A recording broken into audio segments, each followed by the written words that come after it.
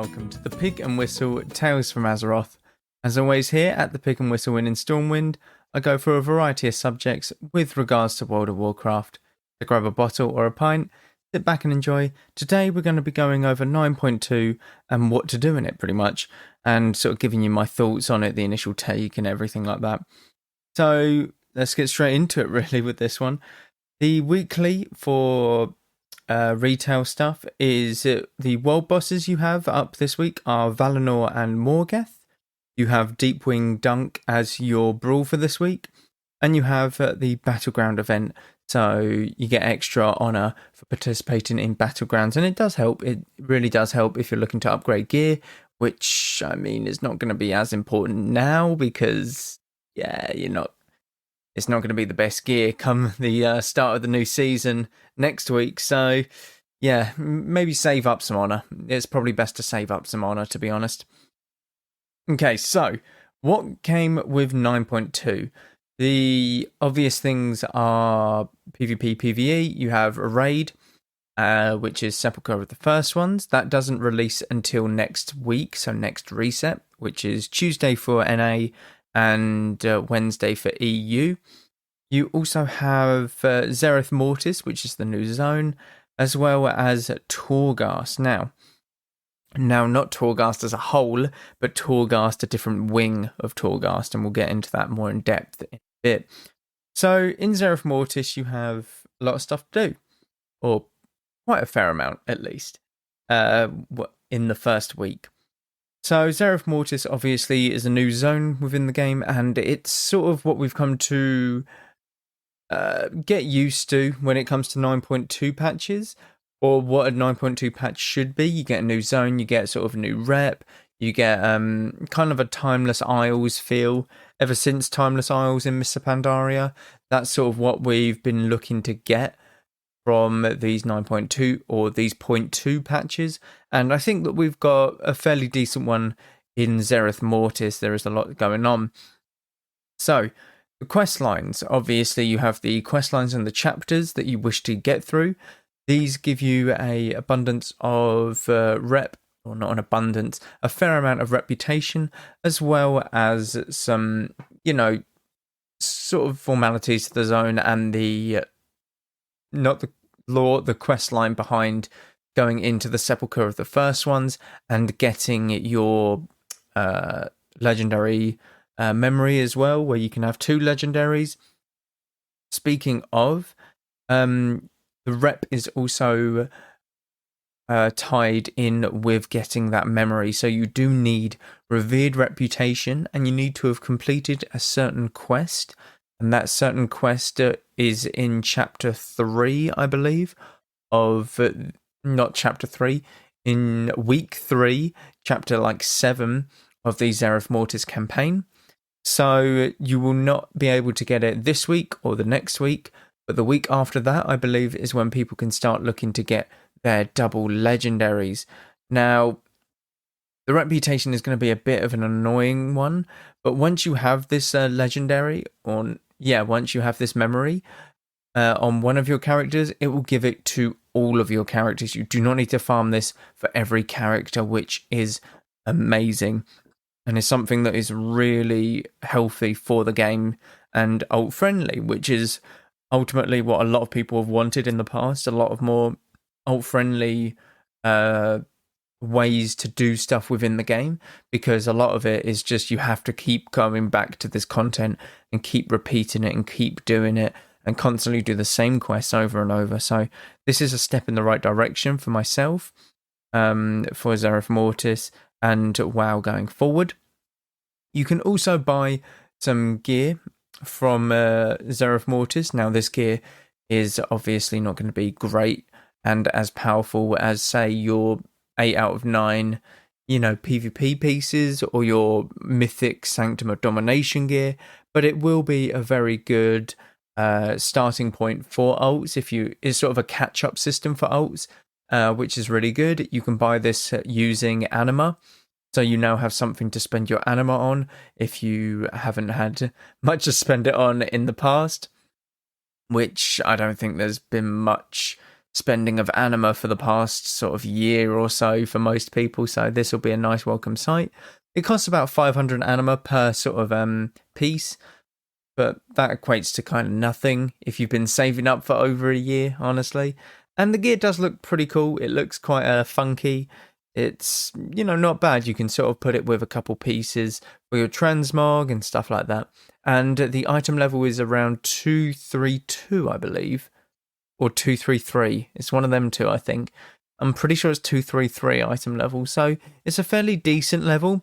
It's, very, very solid for an alt to walk into Zereth Mortis with and continue questing and stuff like that. So definitely pick that up if you're looking to do some alts that are very far behind in terms of their gear. Now, rares are also something within Zereth Mortis. There's a lot of rares, and these rares come in the form of sort of mini world bosses that are pinpointed on the map. You obviously have rares that you can summon through different means. So I know that there's a rare that you can summon where you have to fish something in the pools that it's in. You have to fish something up in Zangarmarsh, have to fish in Shimmering Expanse, Val'sharah, or whatever it is. You've got to go around the entirety of World of Warcraft. It takes you to the old places of World of Warcraft, and that is really fun. That's what's enjoyable, and it gives people something to do that isn't in Zereth Mortis, but still relates to the content, which is really, really good, and really, I think, something that they should be doing a lot more within the game, but certainly not too much. You need to get that sort of healthy balance, as it were. But you can spawn so many things. There's a rare where you have to get stung and paralyzed by these Vespoids or whatever they're called. I think that's what they're called.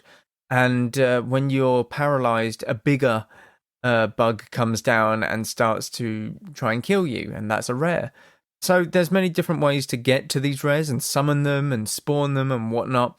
But it's good fun, and it's always fun killing a new rare, getting the latest currency and stuff like that. Obviously, you get some of the new reagents for crafting, and you can sell them on the auction house for a bit of a profit, or you can utilize them in your own profession. It's very good, and you feel like you're constantly doing something within the zone, which is, again, a plus for me and something that you would expect in 9.2 patches, which is really, really good. Treasures are also around Zereth Mortis, and treasures kind of act like, fillers in between rares, as it were. So you hit a rare, you kill the rare, you go on to the next rare, but there's a treasure in between. It's sort of something like that. It's sort of a mini stepping stone. And, you get your currencies, your loot and stuff like that. And some reward you with more, some reward you with less. But ultimately, it is something just to pick up, and you get a small amount of currency for to go towards either your Cipher of the first ones. Yep, that's the one. Cipher of the first ones. You can put it towards, buying certain things for or from the rep vendors and stuff like that. Now, in Zereth Mortis, there is obviously loads of different cool things, but one of the things that I found is obviously next to I literally just said it. Console of the first ones? No. Oh my god, I've actually forgotten what it was called. You know what I mean. Something of the first ones. I can't believe that my mind just went blank. I literally said it like a minute ago. But if you talk to that quest giver, Fareem, he gives you these quests to do these puzzles. Now, puzzles are usually not the most enjoyable to people, but I find that they're actually quite fun within the game. So there's a couple puzzles that I know of, and ones such as like the Blingtron puzzle, where you have to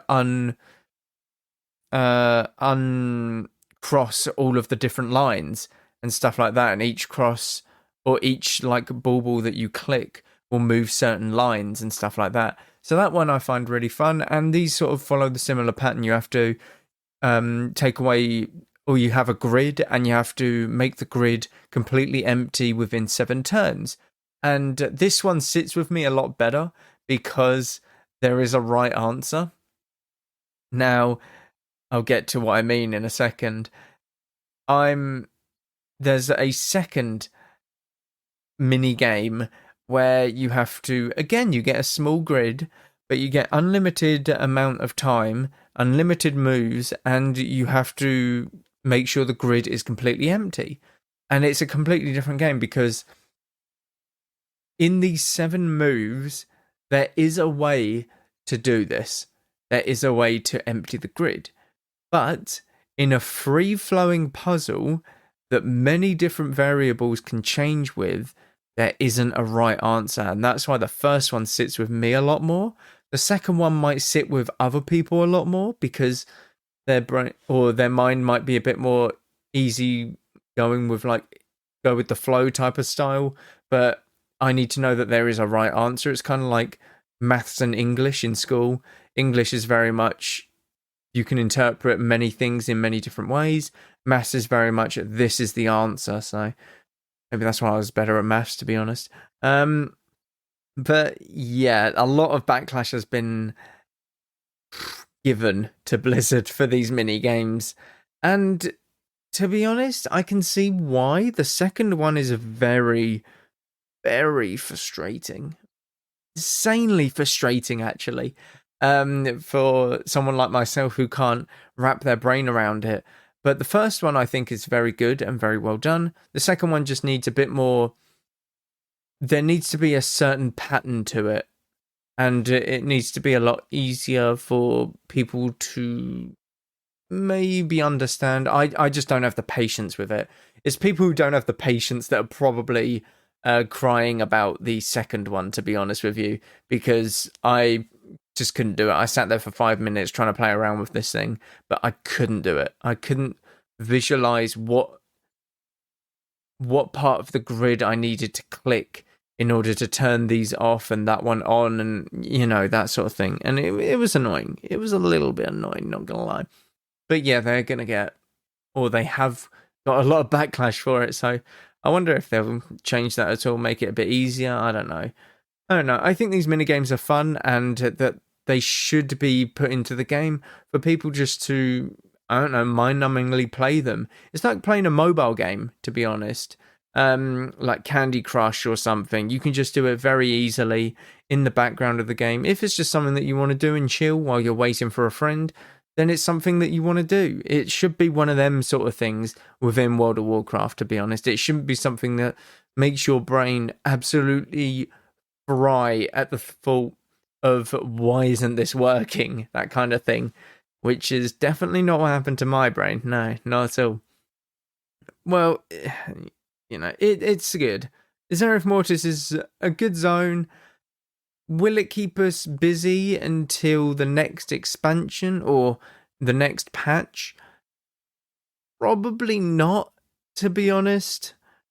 It's very tough. 9.2 has got a lot on its shoulders with regards to Shadowlands, and then 9.1 being very, very underwhelming and just downright boring, and mainly because of the content drought. It's been absolutely insane. We've been in Shadowlands for, oh my god,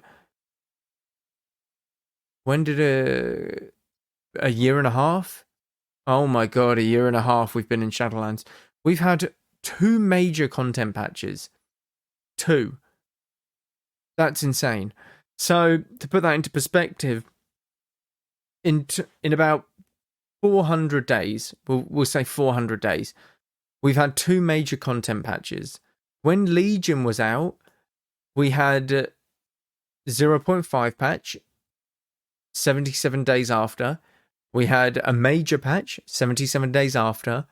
We had another mini patch, 77 days after. This is very rough estimate, but it's around 77 days, I'm pretty sure. It was like 70 to 80 sort of days a content cycle would come out during Legion. And then you had another one 77 days after. So in total, you've got about 280 days. You've got a few to several months quicker when it was in Legion than this patch being released in Shadowlands, which is insane. We've missed an entire patch cycle because of this content drought. This is almost as bad as Warlords of Draenor in terms of like content that was like scrapped, and just we had nothing for so long, and it wasn't good.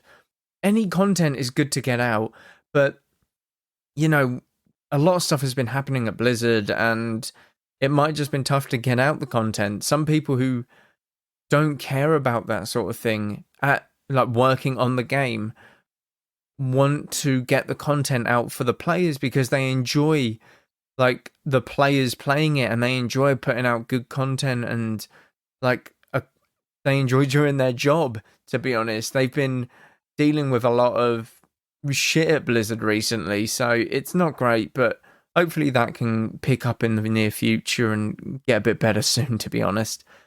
But Zereth Mortis has a lot going riding on its shoulders, and it was never going to be as good as it could have been, mainly because of that.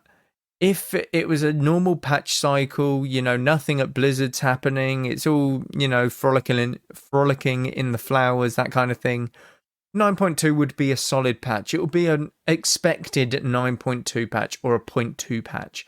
And that's good. That's really good, and I think it would have lived up to that standard, but it will never live up to the standard that it has been given or has the expectation to be, which is very sad because from what I've seen so far, it's a very decent patch from just Zereth Mortis point of view. Torghast, on the other hand, I'm not sure what to think. Or I know what to think, but I'm not sure what the public will think of it. So, the Jailer's Gauntlet is the latest wing to be added to Torghast. This is one room. This is literally just one room that you obviously skip after you've done it. You get 8 different layers, and you get 8 floors within each layer. Now, this is a standard boss fight. So you've got portals in the middle of the room and some starting mobs. You fight the starting mobs, and different mobs come out of the portals, and it will be a couple bosses and stuff like that. Now, I find it really enjoyable. I found that this is what Torghast should have been. So, Twisting Corridors, I actually really enjoyed. I enjoyed it for the purpose of I could get so many different anima powers that it would make my character feel so powerful, that kind of thing. I'm pumping like Legion sort of numbers and that sort of like stuff. That's where I'm kind of enjoying it. But at the same time, Twisting Corridors took forever to do. It took hours upon hours. Now, normal Torghast, by the time that you start getting powerful, the run is over, and it doesn't feel satisfying at all. So, the Gauntlet, you get loads of powers really quickly, and the run doesn't take hours. This is the perfect balance for Torghast, in my opinion, and I've been really enjoying it. I did 4 layers today with a couple of friends, and it was great fun. It was absolutely great fun, and I couldn't enjoy it more. And I'm looking to do more of the Jailer's Gauntlet tomorrow. Now, this obviously isn't going to be amazing for every class. It will be a lot tougher for other classes right now because the recommended item level for these layers goes up drastically after layer 3. So it's saying that you need item level 275 to do layer 4. This is the recommended item level. Now, to put this into perspective, a fully geared PvP player in PvP can get 258 item level with a 235 legendary, obviously. You can maybe go to like 262 with like the highest level legendary, but who cares about that? Now, a PvEer could probably do 260 item level, something like that, around that sort of thing. So you're requiring 15 more item levels for it to be at your recommended level. Now that's insane. So a lot of people are not going to enjoy this because a lot of people probably can't do it at that layer yet.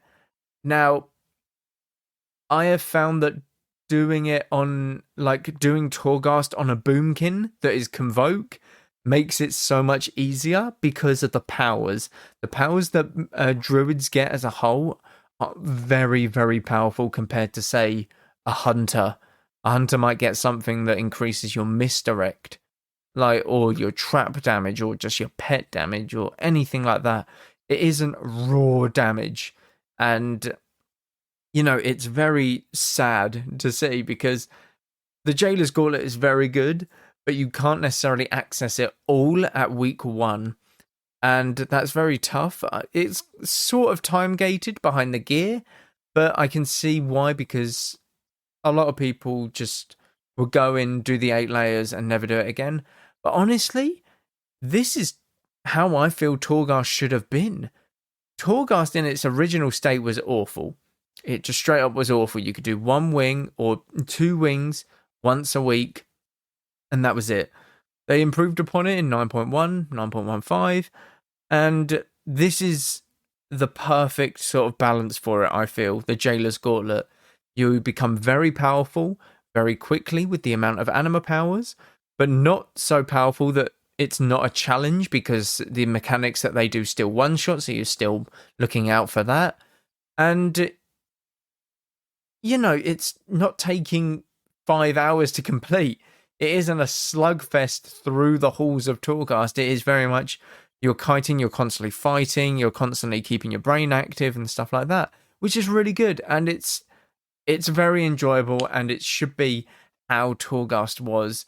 And I honestly could go back and do this constantly for enjoyment purposes, not to farm some sort of, currency, but for the enjoyment purposes. And that's what Torghast should have been from the start of Shadowlands.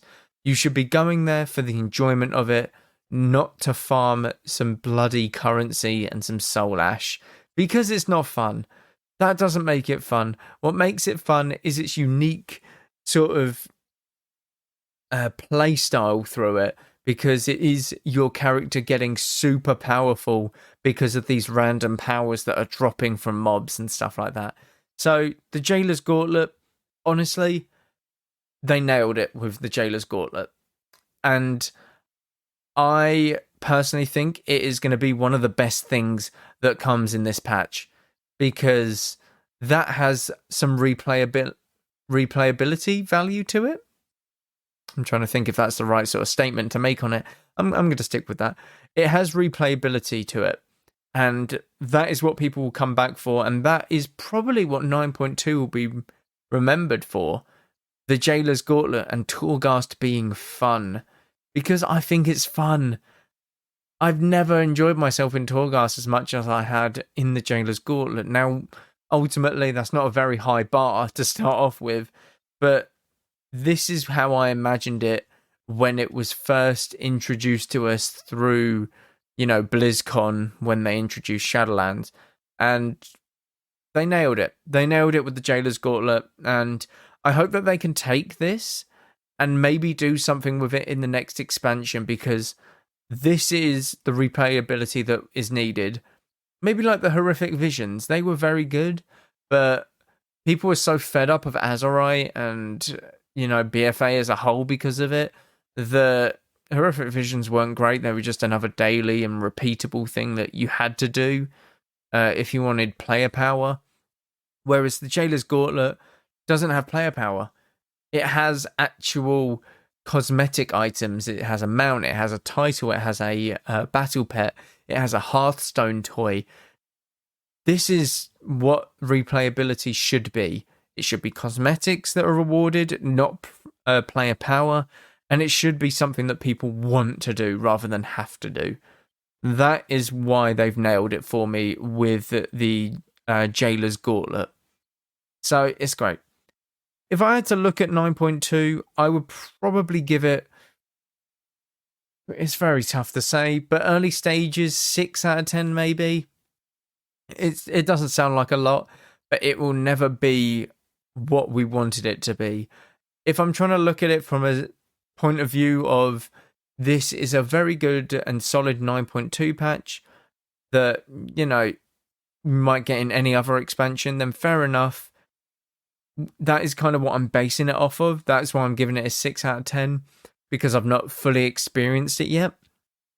But if I had to give it a rating based on the entirety of Shadowlands as a whole, again, it's just another zone to quest in at the moment and kill some rares, so kind of like a 4, 5. But if it was just a 0.2 patch, it would be a lot. It would be a bit higher at the 6, 7 maybe. Toolgast is what does it though. Toolgast is what would bring it up to about a 7 at the highest, but maybe an 8 really. The Gauntlet makes it for me at the moment. I've done all the questing, I've done loads of the rares and treasures and Poco Pock and seeing all of that stuff, and you know, it's good, but the Gauntlet nails it. Absolutely slams it out of the park, to be honest, in my opinion. And I think people will warm up to it once they have the item level on certain characters and certain classes that aren't necessarily as easygoing in Torghast. So I think we just have to wait and see with the Jailer's Gauntlet, but I think it is gold in this patch, and a lot of people have yet to, you know, dig up that gold, as it were. But that is all for this week. Thank you all very much for listening, as always. Please do check out the social medias and stuff down below. Make sure you check out the Twitch, YouTube, constant stuff going on over there.